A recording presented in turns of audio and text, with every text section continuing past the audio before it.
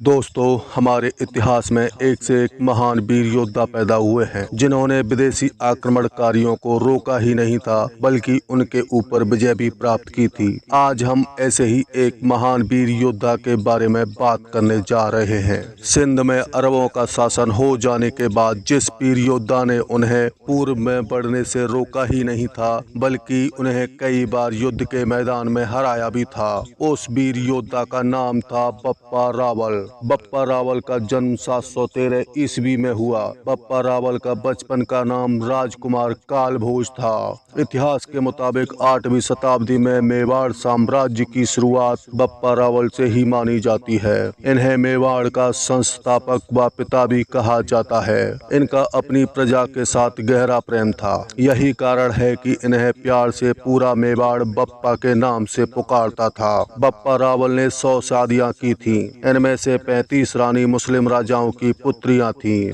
मुस्लिम राजाओं में रावल का इस कदर भय व्याप्त था कि उन्होंने रावल के प्रकोप से बचने के लिए अपनी पुत्रियों का विवाह रावल से किया। बप्पा रावल जिस समय 20 साल के थे उस समय चित्तौड़ का किला मौर्य वंश के कब्जे में था। उस वक्त महान संत हारित ऋषि की सहायता से चित्तौड़ के राजा मानमोरी को मारकर बप्पा रावल ने उसके राज्य पर अधिकार स्थापित किया। कहा जाता है कि महान ऋषि हारित ने बप्पा रावल को भगवान शिव के साक्षात दर्शन करवाए थे। रावल राजा होते हुए भी अपने आप को राजा नहीं मानते थे बल्कि शिव जी के एकलिंग जी को चित्तौड़ का राजा मानकर अपने आप को उनका प्रतिनिधि मानते थे। रावल ने उस समय कई मंदिरों का निर्माण करवाया। इनमें मुख्य रूप से भगवान एकलिंग जी का विशाल मंदिर व भगवान शिव का आदि बरहा मुख्य रूप से शामिल हैं। सन 712 ईस्वी खलीफा के सेनापति मोहम्मद बिन कासिम ने सिंध के राजा दाहिर सैन को हराकर सिंध को जीत लिया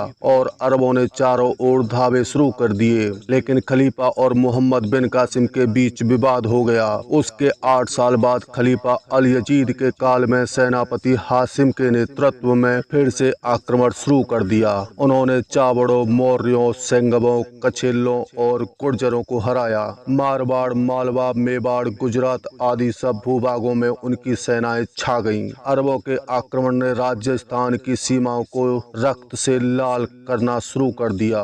इस भयंकर कालाग्नि से बचाने के लिए राजस्थान में कुछ महान विभूतियों का जन्म हुआ, जिनमें विशेष रूप से प्रतिहार सम्राट नागभट्ट प्रथम और बप्पा रावल के नाम उल्लेखनीय हैं। चित्तौड़ के मोरी और नागदा के गुहिलोतों ने मिलकर तत्कालीन उत्तरापथ स्वामिन और गुर्जर प्रतिहार वंश के शासक नागभट्ट प्रथम के नेतृत्व में खलीफा की सेनाओं से संघर्ष किया। इनका साथ दक्षिण भारत के चालुक्य वंशी सम्राट विक्रमादित्य द्वितीय के सेनापति अवनिज नाश्रय पुलकेशी ने दिया। बप्पा रावल और नागभट्ट प्रथम ने मिलकर अरबों को मेवाड़, पश्चिमी राजस्थान और मालवे से तो मार भगाया ही, साथ में अरबों पर गजनी तक धावा बोला। इसके बाद 723 ईस्वी में अल जुनैद खलीफा का प्रतिनिधि बनकर भारत आया और भारत पर आक्रमण करना शुरू कर दिया। उसने मारवाड़, भीनमाल और अनिलवाड़ को अपना निशाना बनाया। तब रावल के नेतृत्व में गठबंधन सेना भीनमाल से बढ़ी और ब्राह्मणवाद के निकट जुनैद की सेना को हराया और आगे बढ़कर अलौर को भी जीत लिया।